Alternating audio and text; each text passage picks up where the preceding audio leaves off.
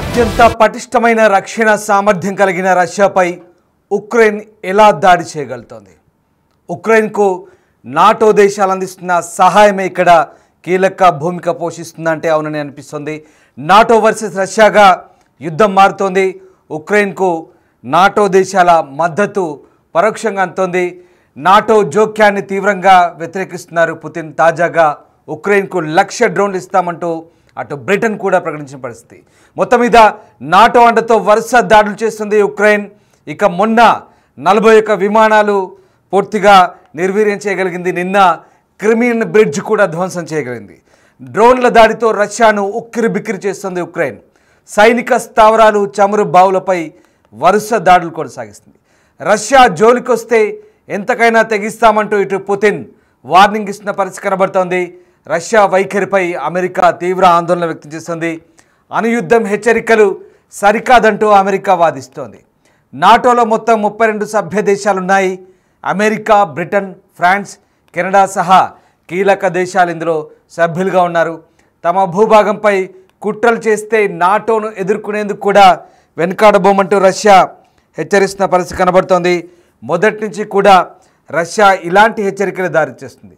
అయితే అత్యంత బలమైన ఆయుధ వ్యవస్థ, డిఫెన్స్ వ్యవస్థ ఉన్న దేశంలోకి చొరబడి ఉక్రెయిన్ ఎలా దాడి చేసింది? రష్యా కీలకమైన వైమానిక స్థావరాలను ఎలా ధ్వంసం చేసింది? ఇప్పుడు ఇదే ఆసక్తికర చర్చకు దారితీస్తోంది.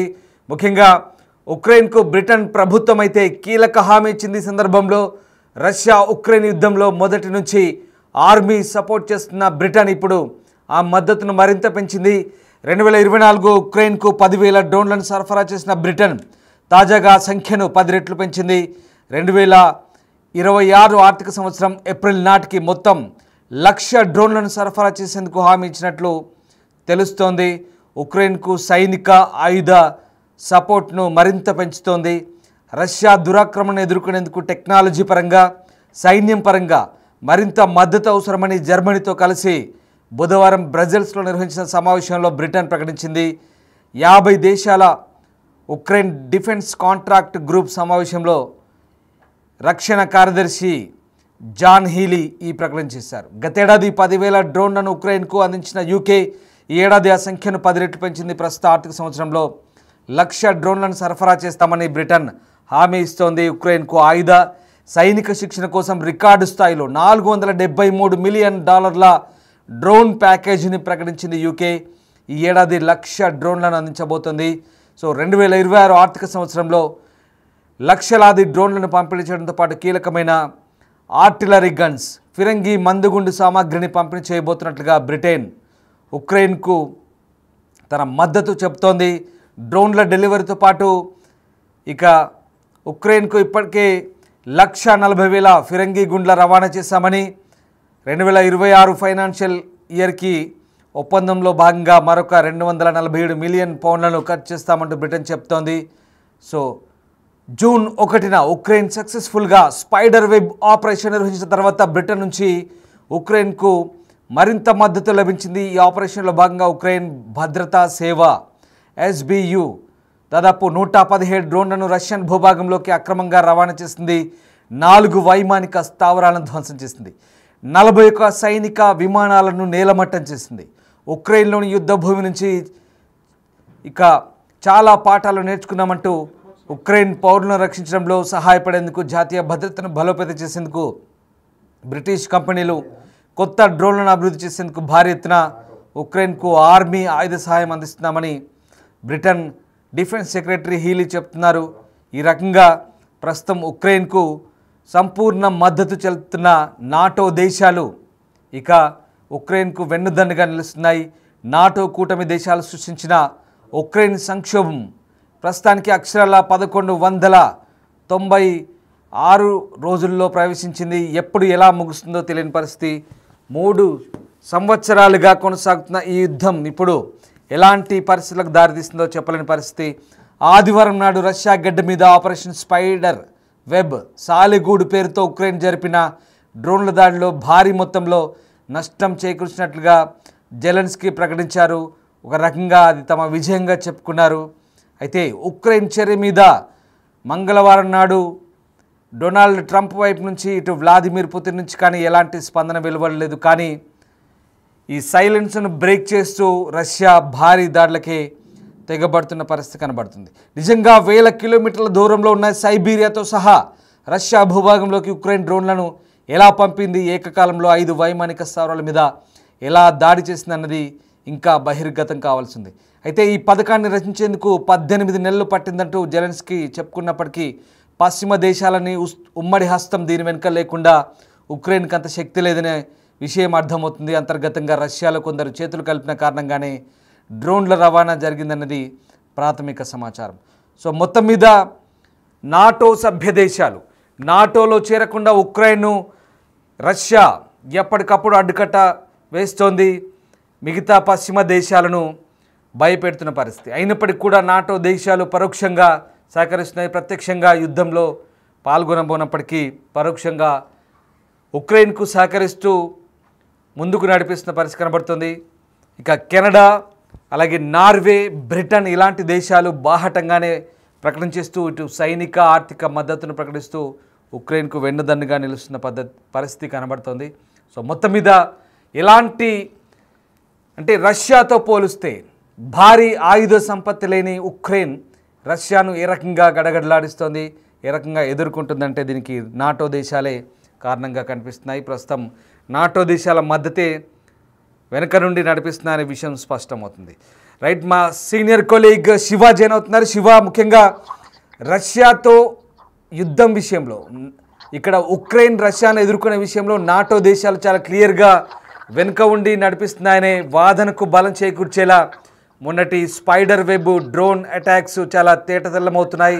ప్రధానంగా ఉక్రెయిన్కు నాటో దేశాల మద్దతు వల్లే ఈ దాడులు విజయవంతంగా కొనసాగించగలిగింది అనే అంశం ఇప్పుడు మనకు స్పష్టమవుతున్న నేపథ్యంలో నిజంగా నాటో దేశాల జోక్యం ఎంతవరకు రష్యా ఉక్రెయిన్ వార్లో పనిచేస్తుందంటే ఏం చెప్తారు?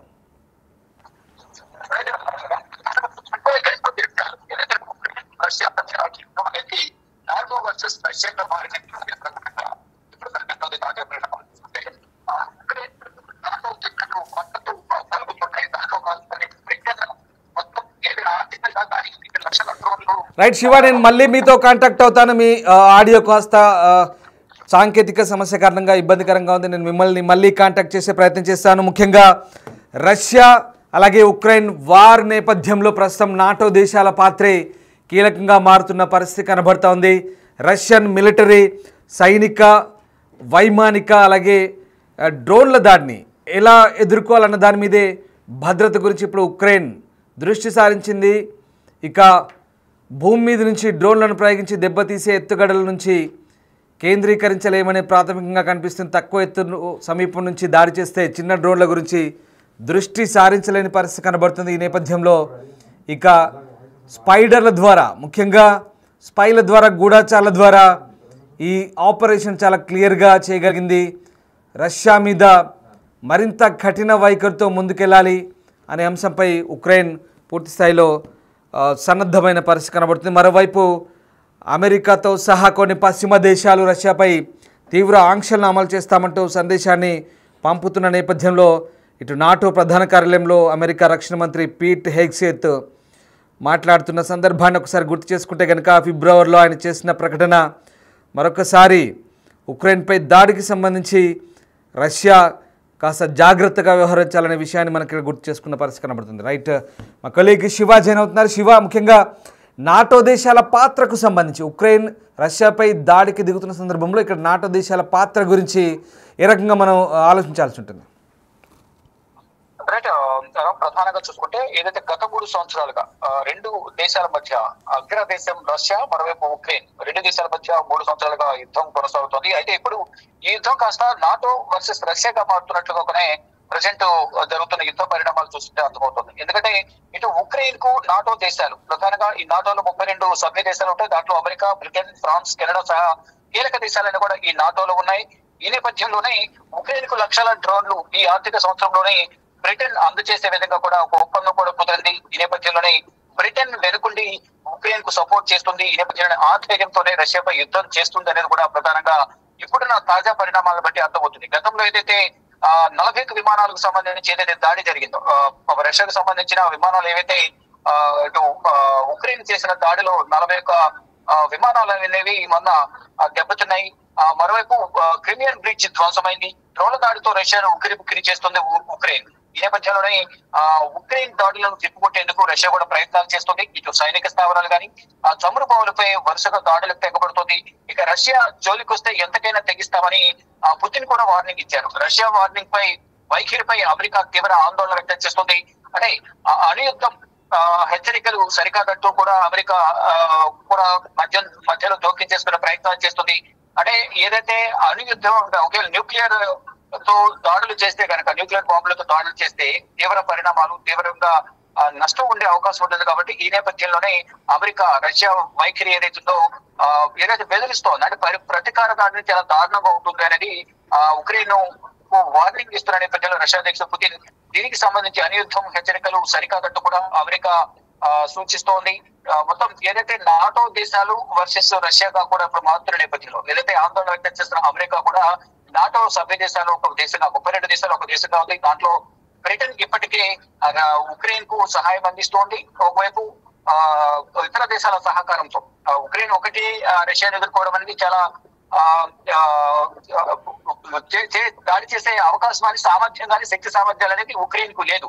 కానీ రష్యాను ఎదుర్కోవడం సింగిల్ గా సాధ్యపడని పరిస్థితుల్లో ఉన్న నేపథ్యంలోనే ఇటు ప్రపంచ దేశాలు నాటోలో ఉన్న 32 దేశాలు ఏవైతే ఉన్నాయి దాంట్లో ప్రథమంగా ముందు బ్రిటన్ అనేది ఆర్థికంగా కానీ ఇతర డ్రోన్ల సహకారం కానీ యుద్ధ సామగ్రికి సంబంధించిన అన్ని విధాల సహాయ సహకారాలు అందిస్తోంది. కానీ ఒకవేళ రష్యా కనుక తలుచుకుంటే ఇప్పటికిప్పుడు ఉక్రెయిన్ పై దాడి చేయాలని ప్రయత్నాలు చేస్తే కనుక ఇప్పటికే దాదాపు 20% భూభాగాన్ని ఆక్రమించినట్లుగా కూడా తెలుస్తోంది.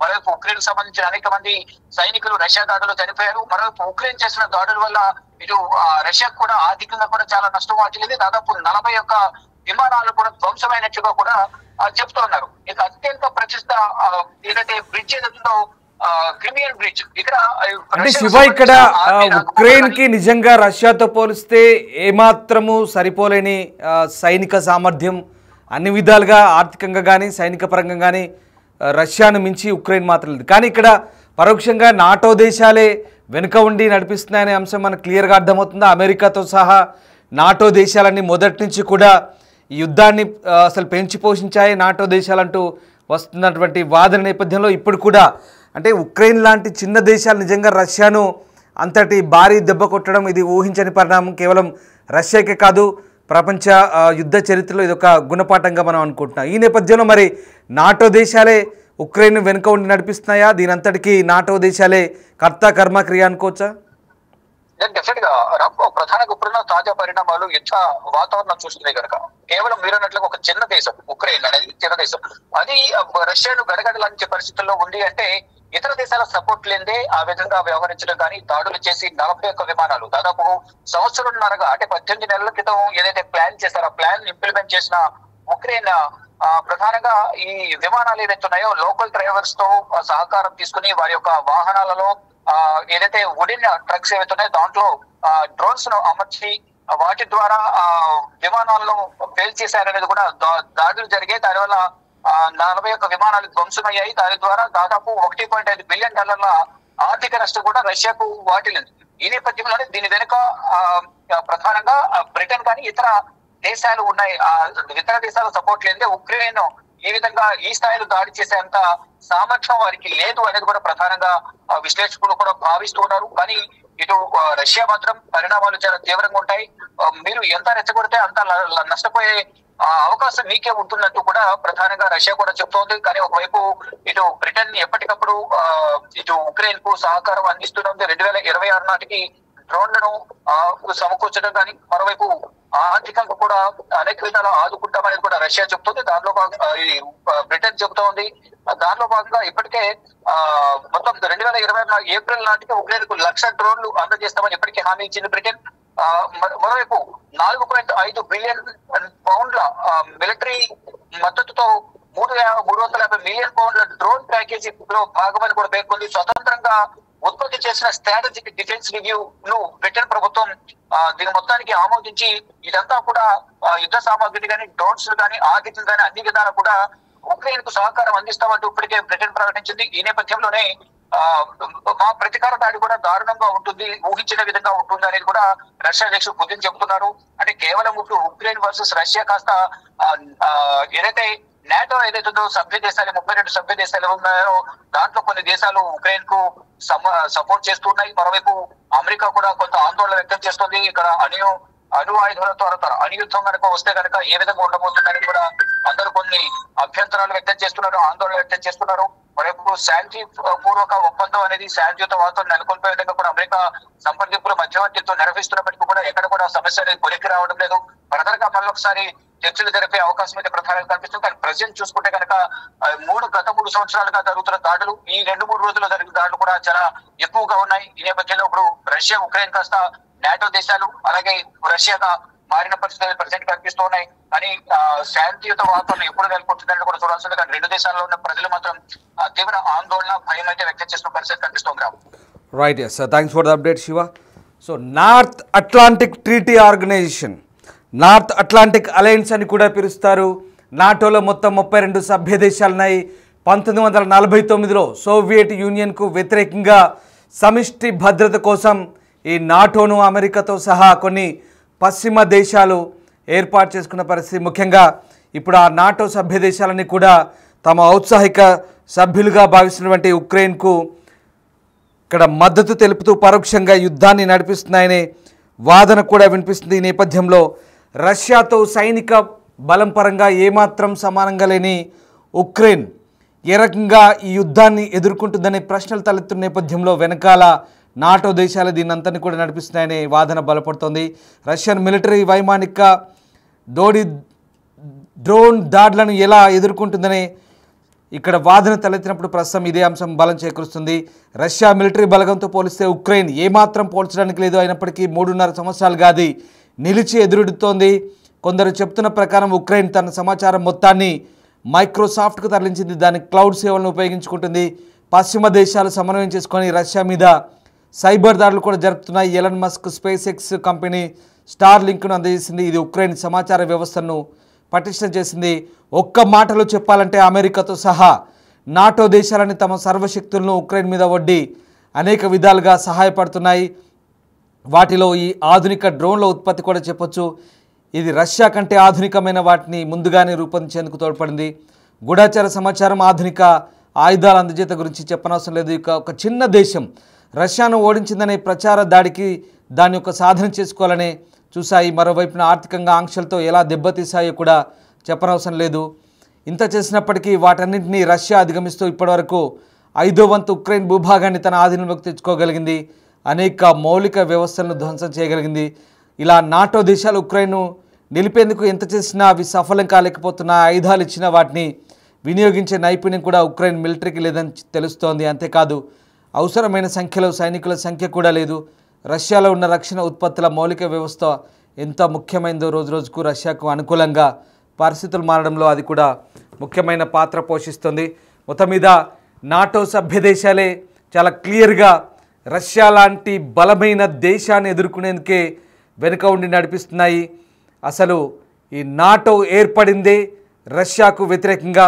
ఒకప్పటి సోవియట్ యూనియన్ దేశానికి వ్యతిరేకంగా సమిష్టి భద్రత కోసం అమెరికాతో సహా కొన్ని పశ్చిమ దేశాలు నాటోగా ఏర్పడి North Atlantic Treaty organisation, North Atlantic అలయన్స్గా ఏర్పడి రష్యాకు, అప్పటి సోవియట్ యూనియన్కు అలాగే ఇప్పటి రష్యాకు వ్యతిరేకంగా పనిచేస్తున్నాయి. అందులో భాగంగానే ఇప్పుడు చిన్న దేశమైనటువంటి ఉక్రెయిన్కు సహాయపడుతూ అటు సాంకేతికంగా, ఇటు సైనిక పరంగా, అటు ఆర్థికంగా అన్ని విధాల సహాయం చేస్తున్న విషయం స్పష్టమవుతుంది. 32 దేశాల నాటో కూటమి ఇప్పుడు ఉక్రెయిన్కు అన్ని విధాల వెన్నుదన్నుగా నిలుస్తూ రష్యాను ఎదుర్కొనేందుకు సహాయపడుతుంది. అయినప్పటికీ కూడా రష్యా ఏమాత్రం లెక్క చేయకుండా ఉక్రెయిన్లో దాదాపు 20% పైగా భూభాగాన్ని ఆక్రమించుకొని ఇప్పటికే ముందుకు కదులుతున్న పరిస్థితి కనబడుతుంది. చూడాలి భవిష్యత్తులో ఇంకా ఎలాంటి పరిణామాలు చోటు చేసుకుంటాయి.